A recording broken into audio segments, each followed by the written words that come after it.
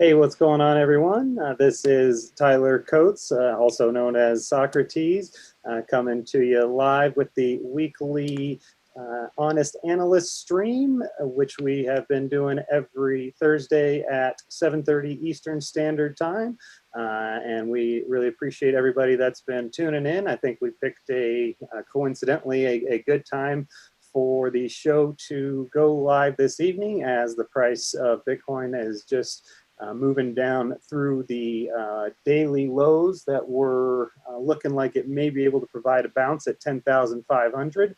I guess the question that is in the title of the show has potentially already been answered, is will the bulls find fuel at 10,500? And that does not look like it is the case, as we have just moved down through that level, and it will be a great opportunity to take a look at some charts and see what we are looking at in real time, specifically with the guys that we have on today. Right before going live, I noticed that my a 0.618 threshold was being tested, and that Fibo, it sounded like, had one in a similar spot himself. So it'll be a great opportunity to go ahead and take a look at that getting tested in real time, as price tends to like to dance potentially above and below some critical levels before deciding what it wants to do. And then as we see Joe, it looks like he's watching the order book like a hawk. He's definitely we're breaking 10 to see what. So yeah, it's a great time to look at the order book when the market's moving. That's when the order book is really dynamic and can tell some stories. And that's definitely will be an interesting thing to take a look at, whether or not we'll be dipping our heads below 10 or potentially keeping our heads above. And and there it is. Yeah, we're yep. Right, so that's going to be a great time to go ahead and take a look at some charts. Enough talking for me. I don't want to waste any time here, as it is a very important time. Let's see, who shall we have start? It looks like Joe's got his eye on the charts, and it'll be a good time to have him tell us what he's seeing there in that order book, if you want to go ahead and take it over. Sure, I can do a 5-minute little just now, and then let Fibo jump in for the next period. I can just pull up what we got right now while the action's hot. If you wouldn't mind just enabling screen sharing. Of course. All right, you got it. Cool. So we did. All right, here we go. So I've been working a lot on this. As you can see, there's a lot more bands lit up than previously have been. I added some dirt and some grass above the gold mine, of course. And we had some 2.5 to 5 gold mine action. I'm surprised we're breaking through all this so violently. Now, so spoofer just popped up here. 62, is that it? Oh, gone already. So we have, we're down to wow, we're down to nothing. These packs have been annihilated. The low of this candle is just below 10,000. So anything above is a spoof. Now we've got to drop this back to precision 3 to look at these $10 aggregations. It looks like we are just not prepared for this breakdown at all whatsoever. This is actually very depressing. The only thing that comes to mind right now is a song by the legendary Backstreet Boys called "Quit Playing Games with My Heart." You know, my heart is in so much pain right now watching this crazy movement. Anyways, 9,800. All right, we got something there. Someone's trying to front run that CME gap. But yeah, we have nothing until 9,800. This is really heavily stacked breakdown action. Let's just take a quick look at some of the majority position sizes that are significant. Clearly, mostly red, 59 packs. That was about the biggest one, 60 pack. So 85 packs. So there's at 10.4. So there's definitely some FOMO going on here. It is also the triggering of stops. You know, this stuff is what I'm curious about too. These 11, 10, 13 packs at these kind of random areas makes me a little more comfortable that this is stops and FOMO. This is going to end at some point. I just don't know if I want to catch this falling knife after attempting to catch two. I mentioned I only wanted to take it for 5 minutes and hit the book while it was hot, and let's move to Fibo for a bit. But yeah, it looks like we just ran through a ton of liquidity. And one more thing of note. market liquidity has dropped to, on the most recent candle, 5.8 thousand Bitcoin in the order book depth 0 to 10%. That is cumulative. And so we are pushing down into a heavily buyer dominant zone. I'll just double click on this. This gap is widening. We have a strong ratio value down here. We have a majority, as you can clearly see, of bids relative to asks. We're at 5,000.1 bids up against 654 asks in the order book. So this has all the potential in the world for a low liquidity sweep. There's a huge part of me that just wants to have a tiny bit of exposure to a position down here, but I'm definitely a little worried, which always goes into that whole psychology of buying the dip, right? Everyone thinks that buy the dip is such an easy thing to do, and it's like when price moves down, it's kind of funny how it actually pushes people away from wanting to buy a cheaper Bitcoin, because then I think that's more of a greed kicking in. So I think I need to release a little bit of my inhibition here and at least have some exposure, because this is really presenting a possibility for a sharp swing back to the upside, and I don't want to miss that. But then again, let's let the market do the work for us if it's going to, right? All right. Well, yeah, thank you for taking a look at that. And as Joe is more of a shorter time frame, looking at these more intraday, intra-week moves, Fibo and I will be looking a little bit more long-term, focusing more on daily closes and 4-hour charts, that sort of stuff. So it's great to get a combination of what is being seen from the micro perspective, along with I'm interested to hear what Fibo has to say. So take it on over. Yeah, let me find the. Is your shirt buy the dip or die trying? Is that what his shirt says? That's what my shirt should say right now. Crap. That's a great. No, my shirt says "Get rich, die triumph." Oh, all right. I like it's a shirt that I got when I got my first tattoo. It was a tattoo parlor shirt. So your first smiley face with a tattoo. scary face on it. No, I'm a little bit more of a swing trader, so my heart rate's not up as much as Joe's probably is, because it's when the market's moving like it is in the short term like this, if you're a short term trader, your blood rate is going to be a little high. Yeah, things are getting a little crazy, but I wanted to start out with the daily first. I was getting a lot of questions today about what levels should I be looking at, what 38.2%. Because there's, whatever different levels you're looking at, there's 38.2% levels all over the place. So a lot of people were asking, which one should we be looking at now? So what I did was I wanted to go through there's two different time frames that I trade these fibs on. And the first one is a little bit more longer term. And that's, I'll go over that one first, and then I'll go over the near term. So on this daily chart, I'm going to be looking at the blue Fibonacci levels here, and I'm going to be moving them around. Everywhere I have a black arrow on here is where I bought since the low, based on this fib strategy. So when this first went up to this level here, this 38.2 off of this low, and the reason this was there was other reasons that this was being considered a low, not just for Fibonacci, but these were the levels that we were looking at. If you were following me since back when, this is where we were buying.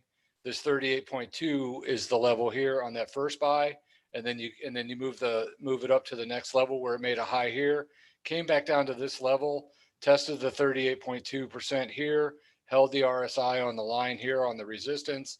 So this came in as a possible buy. I went ahead and bought there, and then if you move it up to this next level, the 38.2 is down here. I didn't get a buy in here, but moving it up to this next level, what happened here was there was a threshold break into the bull zone. Momentum was behind it. We were breaking the moving average to the upside. So 3 days in, 3 closes in was my next buy on here with the 38.2 level to be watching as we keep going higher.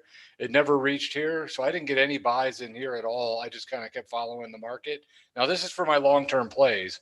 This isn't getting in and out, that kind of thing. So this is just a swing trading. And then you move up to this next level up here, up to this high, bought again. There was a whole bunch of like nonsense in here. There wasn't anything going on in this little stretch. So we just kind of hung tight. And then I bought again at this level and worked our way back up to where we're at today. So when you put this up to the high of where we're at today, the buys on the longer term from these four main buys, the 38.2% level is 91.87. So as long as you're on this deal long term, you don't need to be getting out of this whole series of being in this market for on a long run bull run. Now, of course, if it drops, I mean, there's other trading you do in the short term, but if you're going to hold this and to keep this whole theory going, the 91.87 area right here on the blue here is the area to really watch. So 3 closes below this level, and then I would be out of everything, and then I take profit on all the moves to the upside. Now that's the long-term look. So let me move this out of the way. Now other times you can just play the current thresholds. So the current threshold that we're in right here, or this green bull zone that we're in at the moment. Now this is the one that a lot of people are probably asking here in the near term, what 38.2% level should I be looking at? And on this one, as you went up from this low on the break of the threshold up to this high, the 38.2% level was at 11.2. That was that first stop level to really watch. I did buy at 11.6, and I actually had a break even stop at 11.6. I lost a little bit on some slippage, but nothing to where if I held it, it would be ugly. But I got out. So I've been flat here in the short term because this level broke. I actually talked to my Patreon guys today, and I said, I'm not buying at 10.4. And the reason for this is with this breaking down like it did today, the movement of the RSI breaking down into the bear zone here, along with the crossover on the ADX, even though the momentum is not that great, this signal right here is not all that significant just yet, but it's enough to say, okay, let's be a little bit more cautious. So I pulled my 10.9 order and my 10.4 buy order this morning, thinking that we would probably be testing 10.4. I didn't think we would break like this, into the close today, which we're going to be closing in about 20 minutes.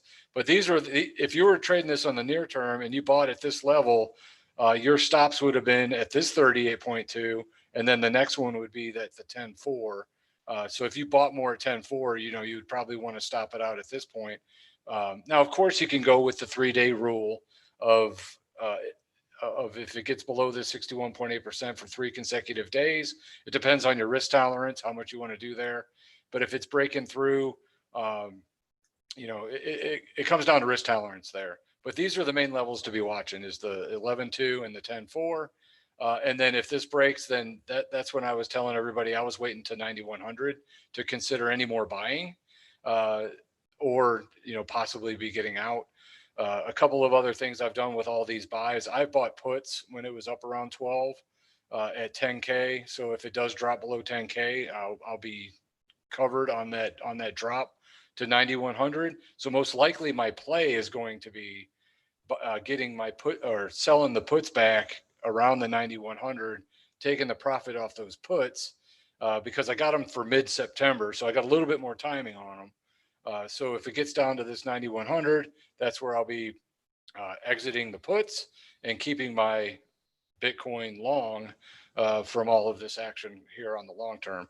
Short term, I was doing little buys here in and out. It was in and out a little bit here and there, but I got out this morning with some caution at that 10.4 because I just didn't like it the way it was kind of setting up. I'm actually surprised with the move on the closes right now, but right now on the daily, if you're looking at this 10.4, 3 closes below this 10.4, or if it drops all the way to 9.1 as we speak, who knows what's going to go on with what's happening right now. But you got to think that this 10,000 level is a pretty strong level. And I'll show you a reason why on that. But this is, I just wanted to bring this up first because a lot of people were saying, what 38.2% should I be looking at? It all depends on what you're trading. If you're trading this recent threshold, then these are your levels. Just like if you would have traded this threshold over here into this break, you would have been watching this level right here. So the 61.8% level came down and tested right there and never really closed below it. So it never dropped all the way back down to the full retracement. And then you can kind of keep following out here on this high. It hit the 38.2. So if you were trading this one, it never really broke these levels on the 61.8% level, and it didn't break the out of the zone here. Now, so the difference that I saw on this one was that when it was breaking the 38.2, it was breaking into the bear zone, and that's when I pulled my buy orders and said I'm just going to wait this out and let it play out a little bit. So that's how I attack it from maybe a little less stress way of doing it, but that's what I'm looking at on two different time zones. So I kind of had to get that out there on the show because I was getting a lot of questions from a lot of people saying, "What do I do? What am I looking at?" That kind of thing. So hopefully that clarifies the timing of it when it comes to the long-term swing trading versus a little bit more near-term in and outs.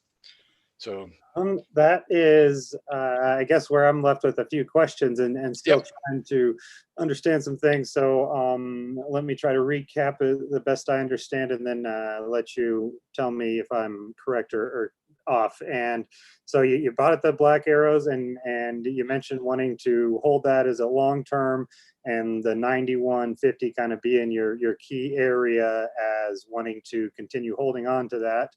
And then you mentioned being flat as the price broke down today, the 38.2 and the 61.8.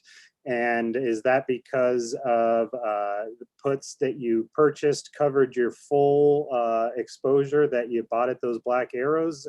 And is that what allowed you to be flat? No, the long-term buys where the black arrows are, those are what are covered with the puts. That's a whole separate book. I trade that at a different place. The full, you covered the full exposure that you entered at the black arrow. Yes. Yeah. Off of that move. When I say I'm flat, that's what I'm doing when trading the current threshold space.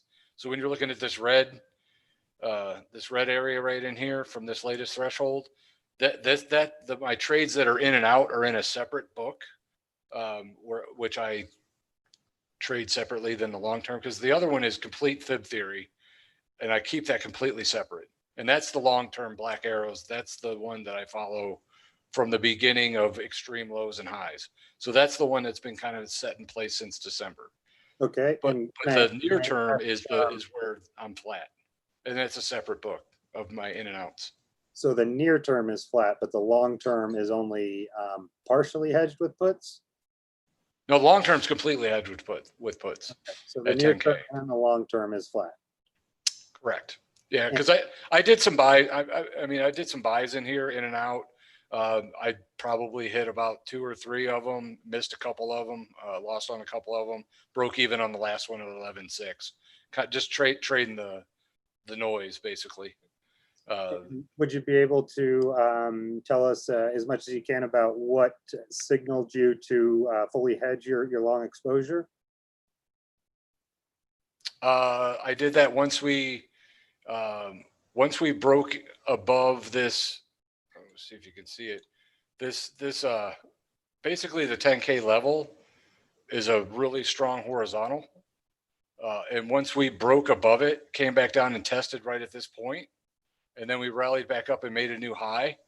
That's when I said this 10K level is going to turn into a very strong floor, and I wanted to just kind of hedge that point as my insurance policy.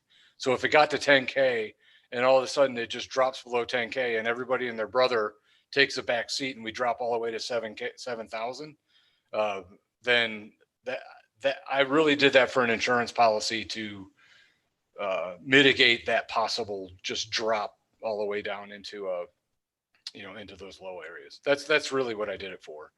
And also for capital preservation, because I don't want to really sell out of this until the 9150 area breaks to the downside, because then that breaks the whole cycle. Okay. So if it gets to the 9150, I'll probably exit my puts and take that profit if it gets down there. If not, if it goes to 12K up to 13K, that's awesome. I don't care. The puts Yeah, didn't cost me Fibo, that much.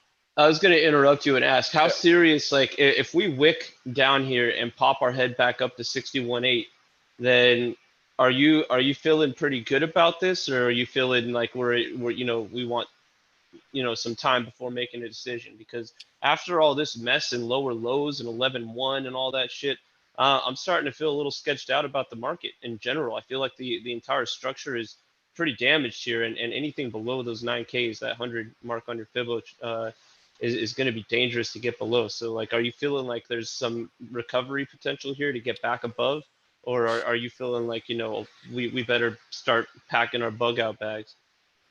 I'm gonna play my threshold. That's really what I'm gonna do. Is now that it's busted down into this, I'm gonna play this bear zone, and I'm not gonna buy in the near term unless we break back up out of this bear zone, back up into the bull zone. So I'm flat until this thing comes back and circles back up, and where this RSI breaks back up out of this bear zone. And really, the next levels are these green ones here, because this is the start of the downside, and then the current low that we've had so far. What I'm looking at is the 38.2 and the 61.8% going the other direction now. So I need to see this market get back up above 11.2, or really 10.7 to 11.2 range. I'd like to see it get back above this point, go in the upside, and then getting some buying interest in the RSI and getting us out of this bear zone. So until we get out of this bear zone and we break back above these fibs going the other direction, I'm not touching this market.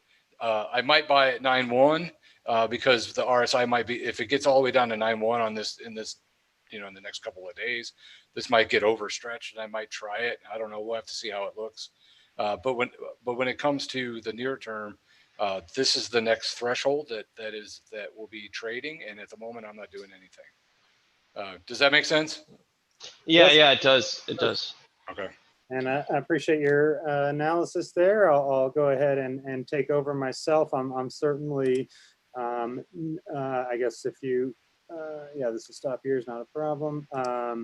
Not to, not thinking about such low prices myself, at least just yet, and am paying close attention to under 10,000 being the really good dip buying opportunity for those that are positioned for it, and also kind of paying attention to what Joe was talking about up front with how the market likes to really make us wait for the dip buying opportunities, and then either not be well positioned or be too worried about lower and lower prices to go ahead and to get that opportunity. So that's still what I am going to be paying close attention to, is how price reacts below the 10,000 level, and viewing that as, like Fibo said, a strong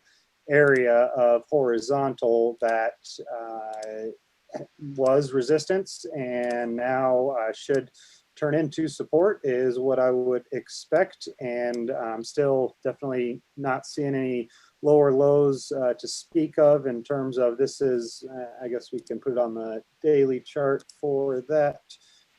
This is my higher low here, and as long as we are above that, then we're still on higher highs and higher lows, with the this being a throwback to prior resistance. So that is pretty much all good, but I was very much looking for this trend line to hold. I was thinking that could be one of those beautiful trend lines that starts the bull market, and was really expecting 11.2 to hold right here myself, and basically had some stop losses for a portion of my position below right around 11,000, and thinking that we shouldn't even be able to wick down there, and that did go ahead and stop me out of a portion, with the plan being to try to rebuy in this area. So 98 to 10.3 has been the critical horizontal buy the dip zone for me for a bit, and I am now in a spot where I wish I was in a little bit better position with a little bit more cash on the sidelines for this, but I am still feeling good that I had a partial stop in a place that will allow me to go ahead and realize a little bit of partial profit from the purchases down in here, combined with the additions up in here, and now try to buy back in at a better price. But we are getting to an area where I would be really wanting to see some strong support, and that is due to the $10,000 threshold as well as EMASAR. And here we are at the buoy on the 4-hour chart, which is going to be my critical line in the sand for if bulls are kind of keeping control of this market.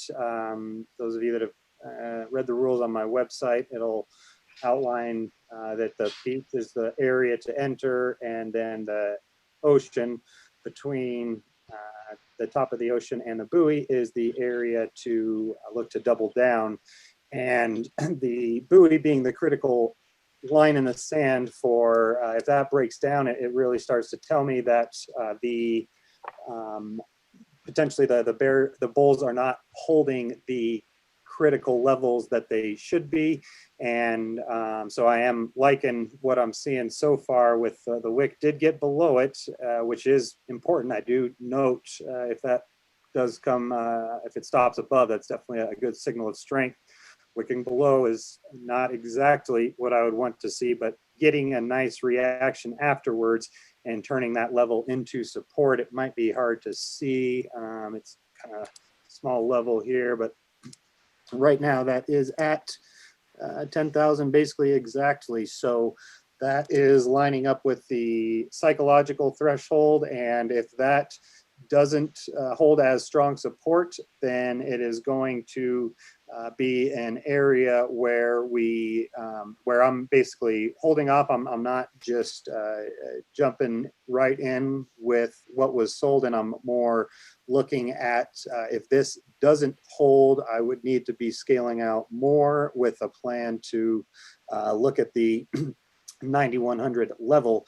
So right now, as we're moving down and we're moving through these levels, and I'm already in my long, and we are, you know, getting down around where the average cost basis is. I am more worried about protecting risk there than I am just dumping all this right back in, just because it is at a better price. So if I do see a good reaction off of this and that turn into support, then this is definitely going to be a good opportunity. And this by itself, if I was not in the market, this is a really good opportunity when we're in the ocean and the moving averages have not crossed over. That is a perfected buy setup. And that is where I would expect for the reaction to at least be a pull up and into a death cross, and potentially a fully reclaiming that area. So moving back to 11.2 is what I would be looking for before moving below 98. And I am in a situation where I'm very interested in buying down around 10,000 to 10.2 if we get the right reactions. And that's where I'm going to be looking to some smaller time frames and some other tools. So here we have a 15-minute where I'm going to be paying close attention to if this gets stuck in the sky and just kind of keeps melting on down, or if it can start to reclaim that. And a very good sign for if it's able to start reclaiming it would be reclaiming these fibs. And as we can see here in real time, if we were to just kind of pull out a threshold that yeah, I'm going to say something like this. The move started right here. And I'll draw my threshold like that. Start my fib like this. And here we come down and we've bounced up and found some resistance here. So if we're going to really continue sharply down, this is where I would expect us to resist. And if we're able to, the first sign of what I'm talking about, the market reaction, how I'd want it to, is for it to reclaim the 382, test the 618, come back, test that before getting back above here. And that would be potentially kind of in line with escaping from this sky here that can kind of just trap the price and melt it in a certain direction. So we'll definitely be paying close attention to fibs, not only on higher time frames, but also on lower time frames. What time frame is it? So this is the 15-minute. Okay. And we can just kind of see what I was talking about before, if on the previous leg, where if we're waiting, we're looking at this as our critical level, and then we are waiting for it to really turn this into support before really being interested to do anything. And sure enough, before you made the new low, you would resist, you try to reclaim that, you don't. Then you make the new low, and sure enough, the 382 turns into resistance again before breaking down. So that'll definitely be critical as the market is moving, is to pay attention to see how it reacts to these Fibonacci thresholds. And while we're at it, let's go ahead and head over to TRDR.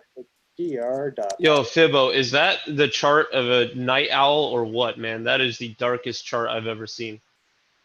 Mine? Yeah, so it looks like, yeah, Tyler's freaking using the darkest shit ever. Green outline and red bodies. I mean, I guess, yeah, I definitely like my dark mode.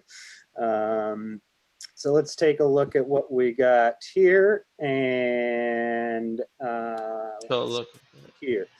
We are going to be seeing definitely a lot of sellers kind of stacked up here with not the type of support that I'd like to see. This is honestly the inverse of what I would want to see out of a book that's showing me strong support. And this could be where it's just bluffing and trying to get some people to shake out. But now that we have kind of gotten this volume spike, I'm thinking that that's already happened, and this is where the book should be ready to build.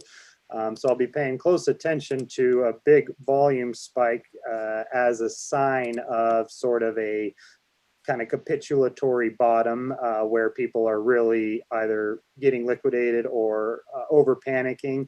And seeing this volume spike was making me think that, but then we just melted right down through that and haven't gotten another similar. So that is very interesting to see that the book is on BitMEX, which is the one I'm going to be looking at most, not going to be showing very strong signs of support. So I'll like to look at a spot exchange to complement that with as well.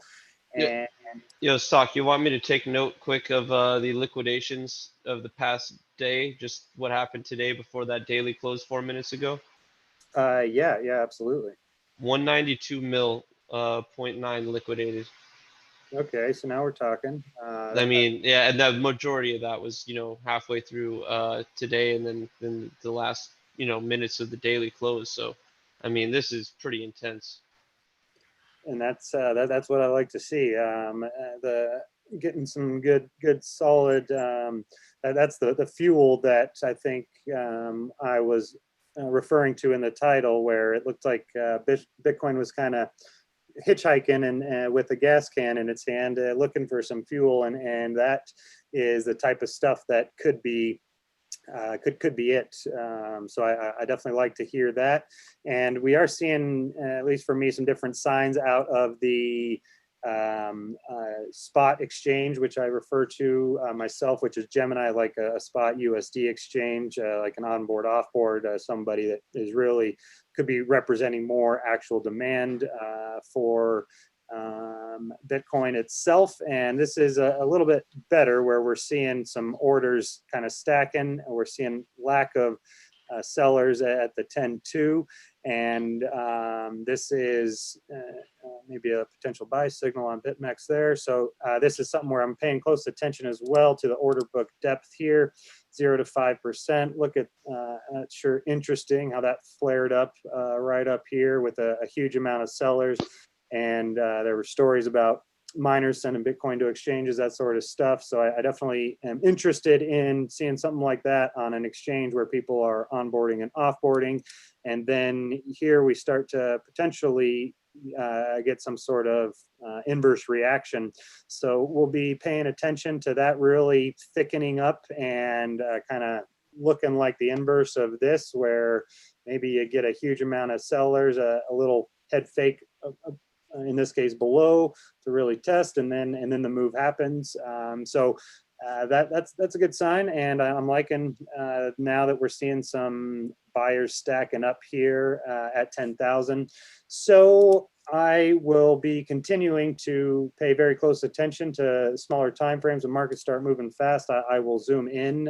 When you have one daily candle, this is a big red candle, isn't nearly as much information as a really small time frame that is going to be keeping up with the action a lot more, and that's specifically when markets get volatile. So definitely seeing some interesting signs here. We have the 1 minute that I pulled up that potentially, if the 15-minute is going to reclaim the sky, then maybe the 1 minute would do it first, or maybe it would just be the one that gives the bad signals and head fakes.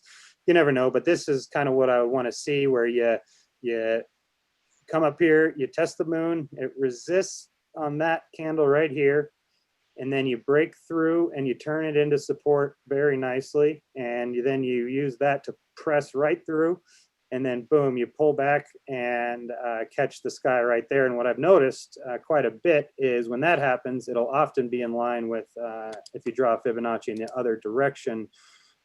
So here would be our new Fibonacci if we drew it from low to high, saying that now we're maybe bullish for whatever reason.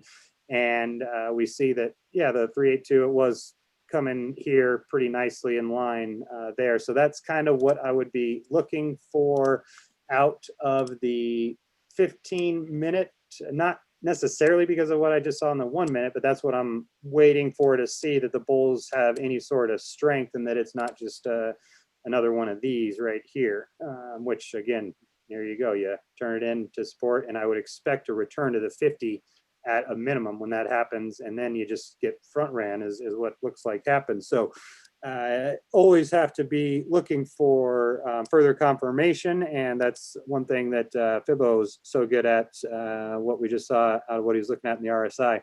So we'll be paying attention to this 382 and liking what I'm seeing out of this full candle being back above this moon. At least the open so far, it looks like it wicked below, but looks like it wants to turn that into support. So we'll continue paying close attention, and right now mostly focusing on managing risk, opposed to being too concerned about dumping back in. If I end up buying back in at the same price that I sold, and it's like in a much better posture, then that is just totally fine with me, even if it's at a worse price. If we are at a worse price but in a much better posture, then that's going to be much more important to me. I'm not going to be trying to run around too much like feeling like I'm a chicken with my head cut off, trying to catch every single bottom here, and that's going to be what potentially helps me to keep a little bit of my sanity and calm, because that is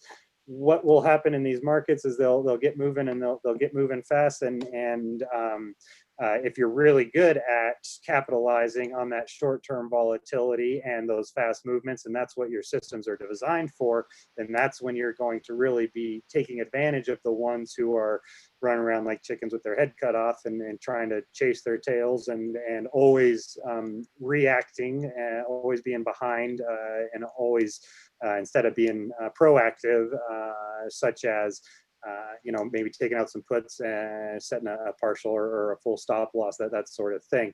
So I am interested that we have a nice volatile market, and we are running much shorter than normal. Can I throw up a 4-hour real quick? Please do. Yeah, I think that'd be a good idea. Let me pull something up here. No, when I was talking about the daily here on this latest threshold right at this point. So what I want to do is kind of blow that up into a 4-hour here. So this is the threshold that we're talking about.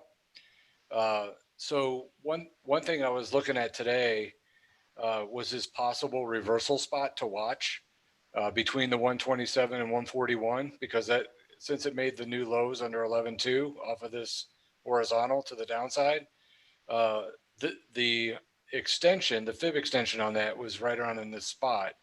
But one thing I was looking at, and I was watching the close or on the 4-hour, was 3 closes below that 127, and we got 2, and it tried to get up on that second one and never did. And then that third one, of course, we saw the close, as we were speaking, and then it broke down. So this is kind of gone at the moment. So you kind of take this out, because this is no longer support. It is now resistance because it didn't close it closed 3 times underneath that level. So when I was talking about the areas of possible buy, the 61.8% level at 10.4 is the key level to watch. So far on the 4-hour, we've had 1 close underneath this line, and then we got the next 4 hours. So we got 2 more candles to watch. If the third candle doesn't close above 10.4, that's going to be the signal that most likely we're going to be into that full retracement mode. So the risk will be a lot. Right now, there's definitely risk to the downside because everything's pushing that way. But if this gets back above 10.4 in the next 8 hours and closes at least 1 time above, that's going to be, excuse me, that's going to be your near-term signal to put in a possible buy. It'll all depend on when it gets back up here on how much this will move. But one thing is we're in extremely oversold on the 4-hour. I think you got to go back all the way to, I don't even know when the last time it was that extreme. I want to say,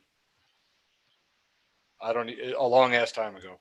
So we're getting into this extreme level. So one thing is if this gets back above 10.4 in the next 8 hours, or at least closes back above it, and this RSI breaks out of the oversold and back into the bear zone, that actually is going to be a buy signal. I would probably consider maybe a little bit of a buy there if that happens. So that's why I wanted to kind of, when I was looking at the daily, with all of this going on, it's good to, like you said, take a step back and blow it up, see what price action we're looking at. But this 10.4 is really key at the moment to see if we get back above that 10.4 or not. If we don't, that risk to the downside's there. So I just want to kind of lay that out. If you're trading off that 4-hour, the 10.4, yes, it went all the way back down to 10K and back up a little bit, but in fibs, I like to do that filtering, and so far this 10.4 is technically still support if it's not settling at least 3 times. That's just one thing to kind of consider. I actually took a step back and didn't buy a 10.4, like I said before, because the daily was breaking down and I didn't want to do anything long on a breakdown into the bear zone on the daily. So the 4-hour is just something to watch. I just wanted to lay that out there. And then also another thing is on the weekly, It would be really nice to get back above 10.5 on the weekly, get above all this area. But one thing to watch on the bull zone here is on the very long term, we're not out of the bull zone in the very long term.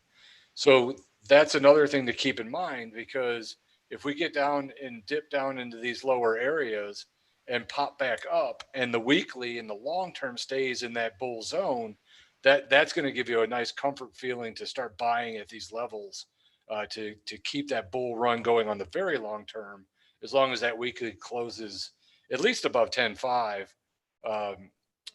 to get back above the moving average, the 100% level here, that horizontal that we talked about at around 10.5. Really, that's the main level to look at the moment. But we've dipped down, and but long term, I'm not too concerned with just yet.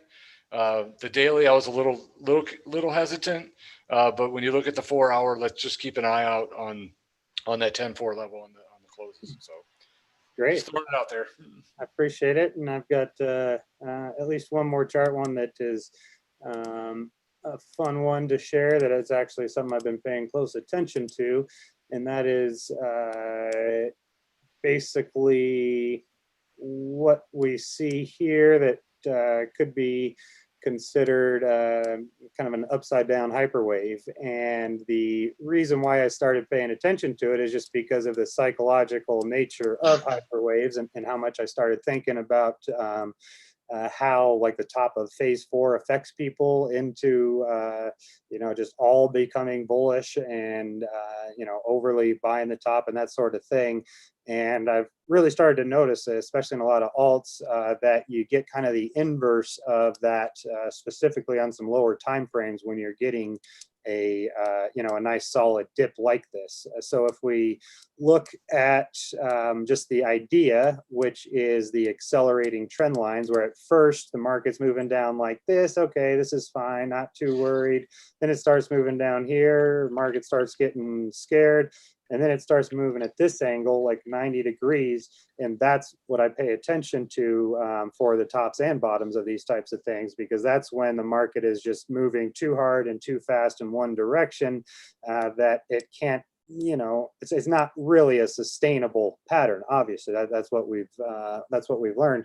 So kind of something that would be interesting for what I would be watching here, something for you guys to keep an eye out, is maybe a phase 5, 6, 7 type of situation, where if that was our 4 down here, then a bounce up to that level there, and then getting our little kind of upside down phase 5, 6, and 7. That's an interesting idea, and really you would be targeting first this trend line here. But I do pay attention to this sort of setup when the market is selling off in what I would consider a bull trend, and it's kind of like an even better wedge, is my opinion. Like, think of a falling wedge, how when you fall like this, the price, it's like price is just kind of being driven down closer and closer to an apex, where the bounces less and less, but the lower lows just get less and less, and then it's driven down to this apex where there's a lot of pressure here, and then I look for some sort of pop. Whereas this is kind of maybe even a little bit better, where if we do something like just kind of pencil in both sides to where we can see it coming to a sharp head, kind of at the bottom there, and like this right here, I'm comparing this action here to kind of this and here, and saying that this is even a little bit better because it's kind of got that sharper angle being driven down, which is only specific to a bull trend. If this was a bear trend, then I would not be thinking the same thing at all. But this is definitely a spot where I will watch for when the market really starts to get these accelerating trend lines. Once it gets to 90 degrees, it's going to be tough to sustain that. And that would be, as I mentioned earlier, looking for the market to react in a certain way. I'm liking what I'm seeing there. That's for sure. Could you could actually invert the chart, couldn't you, and make it look like a hyperwave? Yeah, that'd be cool. Let's see here. Never thought of that. Let's see. This is the 15 Try minute, like Control I. Okay, yeah. Yeah, this is the 15 minutes. So there we have it. Damn, yeah, that looks so much prettier. Isn't that cool? It's amazing how Yeah. it looks so much better either upside And down. what is this? The 15 minute? Yep. Yeah, nice little fractal there. Damn, dude. So That like if does I look. was long that- this that chart, is- I'd be looking to sell. And it's also gives you kind of the broadening channel that we look for. So yeah, I mean that's yeah, it looks so even better that way. Only thing we're missing is the phase one, but I don't really care about that too much. So yeah, I mean that's yeah, I'm glad you told me to do that because I never, for whatever reason, never thought. And still like that, that's what I'd be expecting if I was long this chart here. And somebody just sent that to me. I don't know what the hell it was. So yeah, I just had to turn my monitor back over. That's all. I'm just teasing. All right. So yeah, that'll be interesting to see how it reacts to those lows. I really would like to see more of a volume signature at the exact low where you see somebody's just piling up on a bunch of these liquidations. But if the volume signature was all the way down with over 100 million in liquidations, then it's this then that liquidity was there, and I think that yeah, it'll be interesting to see how it reacts to that 10,000, because if it doesn't really act as support and it starts to slip below that and maybe act as resistance on some 4-hour candles, everything changes. But for now, I was really waiting for the next opportunity to buy the dip below 10,000 and was really expecting us to get to 13.9 before. So I would have been very well prepared for this if we moved to 13.9 and I exited like 75%, and I would be buying this big in that situation. But as it stands, I only exited like 25, 30% on the stop, and now I'm the market isn't reacting in the way that I thought, and it's done it a couple times now where I thought we were going to break out to the upside, and then I thought 11.2 was going to hold. So now I'm much less confident, and it's falling much less far. If you fall from 13.9, you fall 40% down to 10,000. That's a lot different than falling 20%. So it's important to have strong opinions that you stick to, and then as soon as that line is broken, the line in the sand is given. Now we have to go back to the drawing board, and that is sometimes it's not bad to take out an insurance policy. That's darn sure. As a former insurance agent, I used to tell people that all the time. Yeah, no, actually, let me show you something real quick on another reason why I like the 10K as a level is this crazy monthly chart that I like, that I've been watching forever. Yeah. The break of this trend line here to the upside, and as we come down, the 61.8% levels right here on 10K off of this move here. So we broke it to the upside. Now it was resistance, but now it's support. But even back here on these, this 61.8% level, this 38.2 going this direction, all is around this whole area right in here is really good support for me.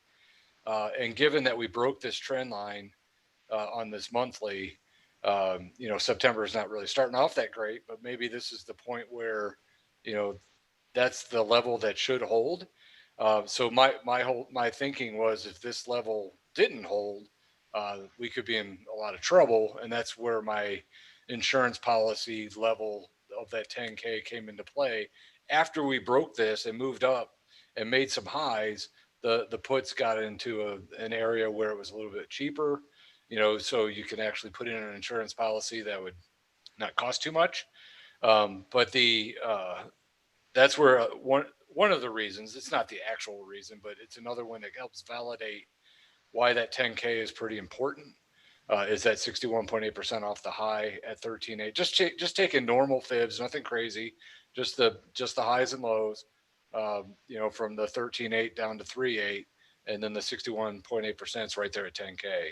And now that we've busted it, to me, that's the support level to really, really watch for long term. So if this works the way it should, we should hold at 10K and go to 22K. This should be it, right? So we should just be putting our life savings and everything right now, right? Nah, I'm just kidding. Don't do that.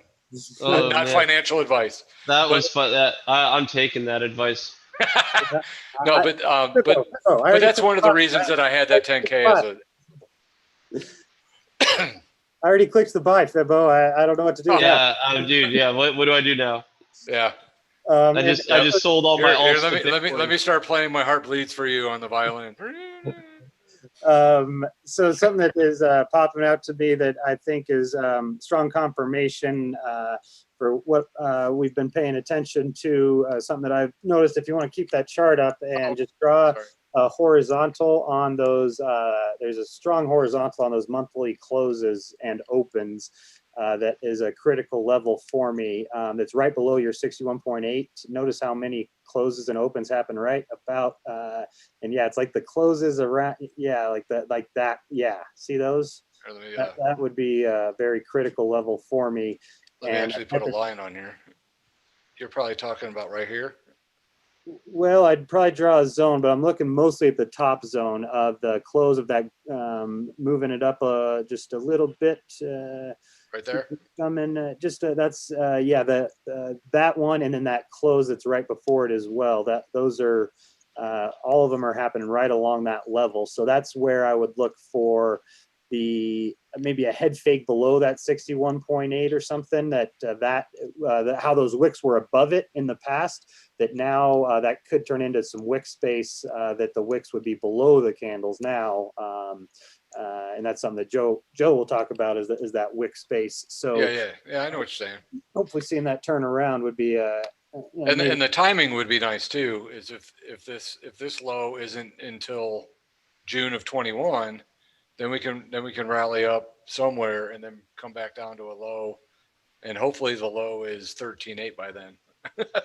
But that's something to consider too on this timing. Just kind of interesting on the timing of these lows. So we'll see. And so Joe, you chimed in briefly at the beginning, and intention was to check back in with you. Has anything changed? I know that can change so quickly at a time like this. Yeah, why don't I pop in real quick, and I'm just going to bring up a couple important things here. We're on Trader, TRDR, and while you do that, I can't forget. I got something for you. I'll be right back. Okay. Well, he didn't say don't talk, so ladies and gents, I'm going to keep talking. So there's a very important distinction here between the strength of these signals and the overall market liquidity. Interestingly enough, market liquidity kind of increased for a little while up to 6K, and we just spent a lot of time in like the 4K range. So there's definitely people throwing orders in the book now, and we've pushed ourselves into a position where there is overwhelming bid support. We're talking 4,000 bids relative to 1.2K asks on the most recent candle. So we're dominating the space bid side. We definitely have some room to shred, and once we do, I think we're in one hell of a lot of trouble there. But we have managed to clear some of the space out. We have signals walking us out of this mess. 2.5, 5 to 10 are lit.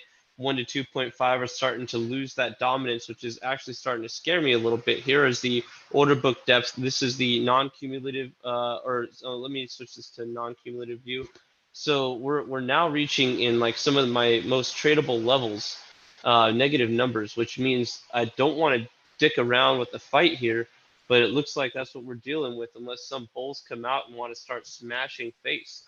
Now we're dealing with a slight ratio dominance in favor of the bears, 0 to 1%, 1 to 2.5. very slight. This isn't necessarily a tradable ratio to me, but it's just I want to see more of a decisive move out. Very, you know, pretty much last time we broke down violently from 7.6 to 4, excuse me, we were able to cut out 36% almost immediately. You know, it basically gave you the opportunity to catch a falling knife and have some buffer room for some fresh air there. Now, we don't have that, which is starting to scare me. It really makes me think that lower numbers are on the table. And, you know, being the small time scale trader that I am, there's this part of this voice in my head saying, bug out and just play this range, because chances are people are just not certain about what to do right now. But maybe I'll just trade with a little bit of leverage on top of existing positions, like a low level on. So that's my thing. Well, I appreciate that. Always good things that you have. And I guess something we haven't really talked about is that today was a bad day in all the markets. I mean, S&P's down, gold's down, everything moved down today. And I think that when Joe just mentioned people not really knowing what to do, I think that we've got a market that is knowing what to do in terms of we had massive money printing. Now we've got the NASDAQ at an all-time high. We've got the S&P at an all-time high. We've got gold at an all-time high. And I think that there's a lot of people with a lot of money who are expecting and betting on Bitcoin to go on go to an all-time high, as it is very hard for me to believe that it is the perfect response to and the hedge against money printing, and if gold is going to react in the way that it did after just being dead for so long, and how much excitement and fervor there is in Bitcoin and crypto after a halving. I'm still really feeling like all the pieces are there, and would be very surprised if 91 doesn't hold, but that is something where I've been very surprised many times before, and it's going to happen again. So I'm still confident in my position and in my conviction of the longer term direction of the market, and it's always really helpful to be able to kind of tie that in with the shorter term, because that's potentially when you get some good spots, is when the shorter term is lining up with your longer term, like maybe an upside down hyperwave. So that'll be something to follow along. And yeah, I do want to note on that, Sock, that this is all dynamic movement in the book right now. We just shredded through massive price ranges, right? So I'm looking at these ratios, and they're shifting pretty dramatically without much price action, which tells me that there's a lot of scared buyers and sellers right now. So I just wanted to add that for note, that, you know, it does appear to be a very dynamic book, and which certainly can mean this Bart Simpson's its way, you know, and change. You know what I mean? It could really clean up a lot of this mess. And so I don't want to be too pessimistic based on that earlier message, but you know, if this is the nature of the market right now, very dynamic, spoofy, scared, and on both sides, then this is to be expected. And I'm, you know, with that narrative you just mentioned about everything else hit all-time highs, where's Bitcoin's? Yeah, that's a very interesting question. That's the $1 million question. I like that one. all right, so I guess I will share the gift that I got for you before we sign it off for the day. Fibos has been on the way for a while, and the mail service has just really been dropping the ball. So I sure hope that it gets to him eventually, because he's got a sweet gift on his way, but I don't think it's nearly as cool as yours. So what we got here is the solar lantern cell phone charging cigar holding case. What? Nice. 7 Churchills, nice. 7 Churchills. It's got on the top there's the solar power, so you're out camping, you know, you're out roughing it, and you got this to charge your phone, which you know, that's very important. And it's a travel humidifier. It's an actual humidifier, a humidor. So that is coming your way as a big thank you for spending your time with us here on the Honest Analyst. We really appreciate what you do. I've been learning a lot from you and getting a lot out of the tools that you put together. So the little token of my appreciation. Hope you enjoy. Yeah, man, that's such a beautiful thing. I can't wait for us to rough it at the next all-time high party. That'll be coming right along. You can bet your buttons. I can't wait. My RV is going to be ready to go at a moment's notice. I can't even wait. Yeah. It's going to be boss. I guess that's something that you're hearing it here first. We've been talking about it, and I guess I haven't really shared, but that's something that we're really excited about. And the more notice we can give anybody, the better. But our game plan is to put together a kind of an all-time high party that we throw at the drop of the hat. That basically once it happens, if it happens, when it happens, we're going to give ourselves a week. We've already got the location planned out, and it's just going to be basically free to anybody that can make it. The only the kind of whole idea is that we're going to find a place with no cell phone service, so that we get out there and we party, and nobody can even check their phones and check the price. We're just going to really live it up and do it, in a good way, to where anybody that is able to can join us. But it'll be tough because it'll be so last minute. So guys, keep that in mind as the if price starts as we approach 20K. Yeah, I've got a handful of time targets that are really pointing towards December, and I'm going to be ready for that date myself. I'll tell you that much. And Joe will certainly be now too. Yeah. All right. Well, yeah. Any last words from you, gentlemen? Always a pleasure to be here. Much love to see you guys. I'm happy to finally be sitting back in my seat here. I think the last one or two I was either here or on the fly. So, happy to be back and comfy, and I miss you guys, and good to be here for a full episode. Brilliant. Thank you very much for joining us. I guess you were straight back from talking to Gryffindor, and I'm glad he let you come back home. And Mr. Fibo, thank you for your time. We'll be looking forward to seeing you soon, and continuing with the Honest Analysts every Thursday. I think it's been a lot of fun to watch this market as it's been moving in real time, and getting to apply some of your theories and talk about it as, I mean, if this isn't the liminal space, I don't know what is. Yeah, no, this is the exact definition of it. Is just, you got to stick to the plan and not get emotional and do stupid things. I mean, we all do, but try to reduce that as much as possible. So that's the goal. Reduce volatility in the market and reduce volatility of your heart. That is correct. I couldn't agree more. And yeah, that must be why you don't have any gray hairs. I'm still trying to figure it out. But you've got. Yeah, I got a little bit here and there, but at 50, I'll take the no grays. Oh, and here's we'll sign off with the new nickname for Fibo, as it's just coming to me. He's now on Twitter, the cunning liminalist, which I approve of greatly, but I might have to start calling him the Black Swan. That seems to fit well. Ooh. Oh, I don't know. I like the cunning liminalist for sure. I thought that was pretty funny, and I liked it, so I kind of switched it out on Twitter. That was pretty funny. You could be both, and you're definitely a bit of a black swan. So. Yo, real quick before we flip out of this, Mel brought up something real quick. I'm just going to take a quick look at backwardation before. It's just going to be a quick look. Yeah, it's worth it. All right, just give me 1 second. I didn't even think I know. It didn't cross my mind either. But if we have backwardation on like a small time frame, here we go. I'm gonna check Deribit right now because I think my contracts are most up to date.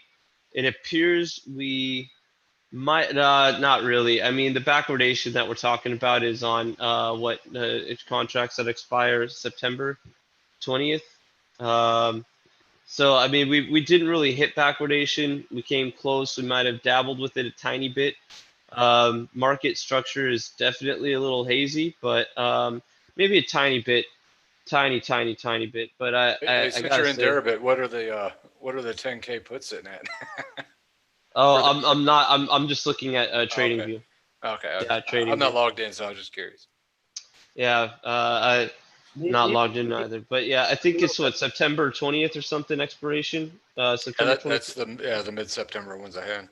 Yeah, so I mean, backwardation on that contract isn't gonna, rattle the That one cage. doesn't matter. That Yeah, one's done. but all right, but everything else, the premiums are not too significant. We're talking about if this What thing, did the furthest expiration get to? Like, if it got to par, that's a big deal to me. they're running parallel right now for sure. In a tiny They're bit of par right backwardation. now. Yeah, The right long now on the 5 minute and and we're talking. can you see the history? Did it dip below on that move? Here, I'm gonna move this Yeah, to but yeah, screen can you share right share? now, and let me get this going real quick. And here we are. Backwardation. All right, I have it set to bars, so we can see the high and low of each candle. I should probably change this one to like the colors to like purple and something. I don't know. All right. So we definitely are in backwardation on this contract here. The September, it was popping in and out. What about at Um, the low? here's backwardation. Here's not backwardation. What's that? At the low, there wasn't. It looks like there was. I had it set that dark red was the low for the other one. So this is backwardation. We're talking maybe a fraction of a percent here, 0.21% backwardation approximately. Which to me, if that's the furthest expiration, is significant. If that No, would not the fur. That's the closest expiration. be, okay. Yeah, everything else seems to be pretty normal up in here. I know this looks like chopped logs to everyone else, but I guess you got to get used to a little bit. I normally change the colors, but I just stopped doing it when I got used to looking at it like this. It looks pretty much contango except for those little bit of months there. Yeah, and our contango, I think I was just gonna mention we're at 1.1, 2.0 approximately. So Okay.